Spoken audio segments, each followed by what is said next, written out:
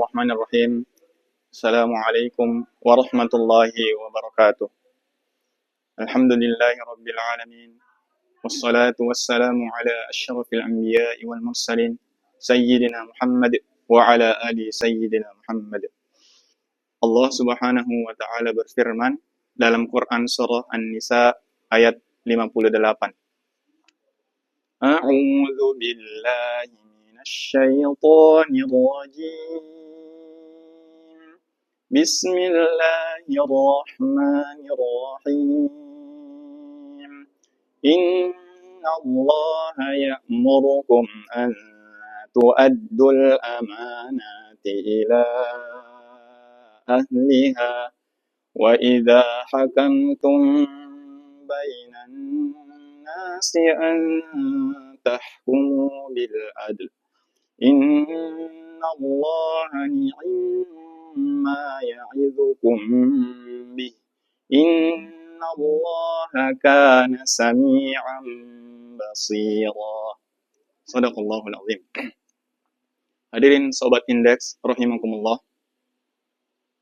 Saat ini kita berada di era di mana mengemban amanah adalah sangat sulit bagi kita.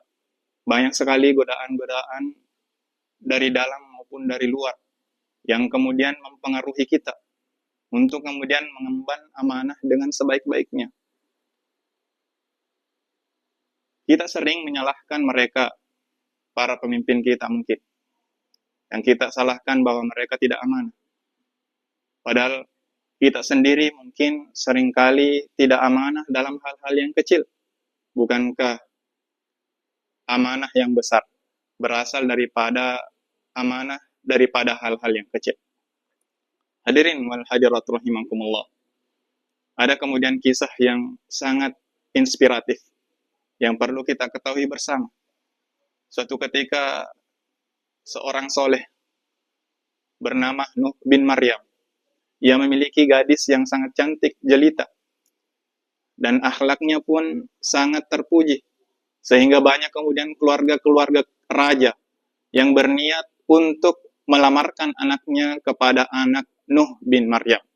Akan tetapi Nuh bin Maryam, karena ia sangat-sangat bisa dikata sebagai orang yang sangat soleh, ia menolak lamaran tersebut karena ia belum melihat bukti apakah kemudian anak raja tersebut adalah orang yang baik ataupun sebaliknya. Begitupun juga orang-orang kaya berdatangan untuk kemudian melamar anak daripada Nuh bin Maryam ini. Akan tetapi lagi-lagi Nuh bin Maryam tidak bergeming. Ia kemudian menolak seluruh lamaran tersebut. Hadirin wal hadirat rahimakumullah. Hingga kemudian bertahun-tahun berlalu, Nuh bin Maryam sendiri yang kebingungan untuk memilihkan jodoh terbaik menurutnya kepada anaknya. Hingga kemudian ternyata ia memiliki seorang budak. Budak ini bernama Mubarak. Ia kemudian berasal daripada keturunan India, sehingga kulitnya agak gelap. Kemudian suatu ketika Nuh bin Maryam memerintahkan daripada Mubarak ini untuk menjaga daripada kebun anggurnya yang tengah berbuah lebat. Kemudian Mubarak pun berkata, "Baik tuanku, aku akan jagakan daripada kebunmu." Setelah 1 bulan berlalu, Nuh bin Maryam berkunjung ke kebunnya dan kemudian meminta kepada Mubarak, "Wahai Mubarak, berikanlah aku anggur, petikkan kepada aku karena aku akan memakannya." Maka Mubarak pun mengambil daripada sisi kanan kebun tersebut, memetikkan anggur terbaik menurutnya. Akan tetapi ketika dicicipi oleh Nuh bin Maryam, ia kemudian mengatakan bahwasanya anggur tersebut terasa masam.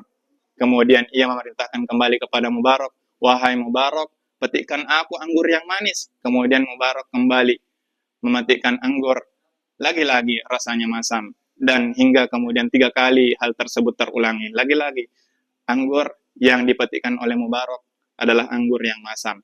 Kemudian tuannya berkata, "Wahai Mubarak, bukankah engkau telah tinggal di kebun ini selama 1 bulan? Betapa mungkin engkau tidak mengetahui mana anggur yang masam dan mana anggur yang manis?"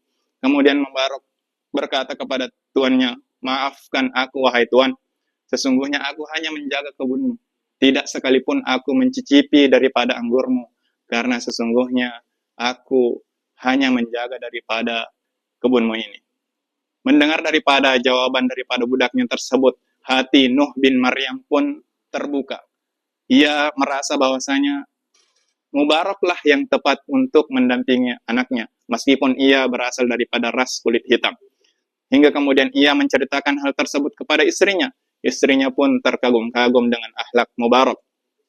Hadirin, sahabat indeks, rahimakumullah.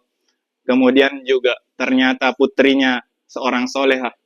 Ia kemudian juga menyetujui daripada pilihan ayahnya. Ia menikahi Mubarak hingga kemudian anak keturunan mereka juga berasal ataupun menjadi anak-anak yang soleh dan soleha.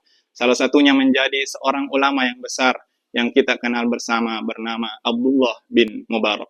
Inilah kemudian kisah yang sangat inspiratif yang perlu kita ketahui bersama bahwasanya menjaga amanah merupakan hal yang sangat dicintai oleh Allah Subhanahu wa taala. Jangankan Allah Subhanahu wa taala, sesama manusia juga kita sangat mencintai orang-orang yang menjaga amanah dengan sebaik-baiknya. Demikian yang dapat kami sampaikan. Terima kasih atas perhatiannya. Mohon maaf atas segala kekurangan. Wassalamualaikum warahmatullahi wabarakatuh.